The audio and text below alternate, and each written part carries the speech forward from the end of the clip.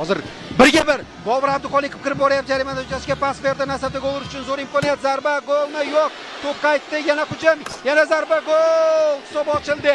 Nihoyat Bobur Abduxoliqov mana mavsumdagi birinchi golini urdi o'yinning 54-daqiqasida. U kirib borib tepsa bo'lardi. Yanada qulayroq vaziyatda turgan Sherigiga to'pni tashlaganligi uchun ham aslida u baribir yakunda gol bilan taqdirlandi. Qizg'anmadi, pas berdi. Mana bu zarba darvoza ustunidan qaytdi. Keyin Boburga to'p keldi va u qiyin chunki to'pni qayta ishlash barobarida ikkita himoyachi u tomonga tashlanayotgan paytida mana bitta himoyachi ortdan, bittasi oldindan kelib tashlanayotganda vaqtini topib tezlikda zarba berish kerak edi.